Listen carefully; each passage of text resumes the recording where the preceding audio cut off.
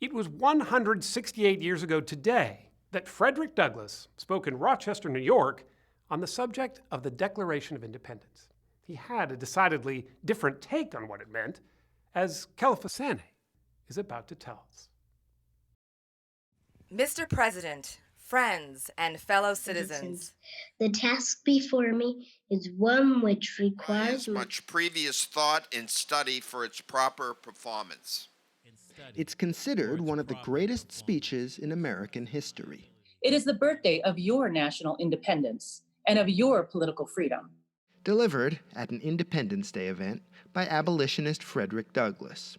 The distance between this platform and the slave plantation from which I escaped is considerable. Today, across Massachusetts, communities come together to read the speech aloud during the July 4th holiday. Are the great principles of political freedom and of natural justice extended to us? The tradition started 11 years ago. What surprised me the most about people's reactions is the sheer delight that many of our residents show when reading the address. Kedrick Roy, a PhD candidate in American Studies at Harvard University, leads the readings in Somerville, a suburb of Boston. The conviction with which they read Douglass's words, it's inspiring, it's infectious. Frederick Douglass escaped slavery in 1838 and fled north, becoming a leader in the fight to abolish slavery entirely. This 4th of July is yours, not mine. You may rejoice.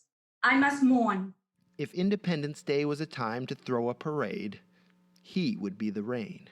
He says, "What to the American slave is your 4th of July?" I answer, a day that reveals to him more than all other days in the year the gross injustice and cruelty to which he is the constant victim.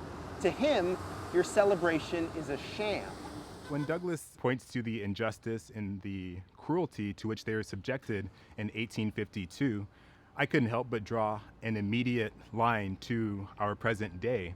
When I turn on the TV, I see people of color still being subjected to injustice and to cruelty. The Civil War was still nearly a decade away, and slavery remained firmly in place. Douglass wanted to make it clear, this was an emergency. Do you think that people hearing this speech in the audience in Rochester in 1852 would have been surprised or shocked by any of it? I think they might have been surprised or shocked by Douglass's boldness, but they would have been awed by his eloquence. Fellow citizens, I am not wanting in respect for the fathers of this republic. The signers of the Declaration of Independence were brave men. The speech begins with Douglass being very congenial and chatting with the crowd, getting the crowd interested in what he's about to say. You boast of your love of liberty. And then he levies a searing critique of the United States. While the whole political power of the nation is solemnly pledged to support and perpetuate the enslavement of 3 million of your countrymen. Though he does say that the Constitution, for instance, is still a glorious liberty document. And then toward the end, he gives us a sense of hopefulness of America achieving what it could become. Notwithstanding the dark picture I have to this day presented to the state of the nation, I do not despair of this country. There are forces in operation which must inevitably work the downfall of slavery. Frederick Douglass did see the abolition of slavery in 1865. I therefore leave off where I began, with hope. And Kedrick Roy says the people of Massachusetts will keep sharing his words and learning from his example. He seems convinced not only that the country can do better, he seems convinced that the country will do better. Douglass is very convinced. He believes to his core that this country will do better.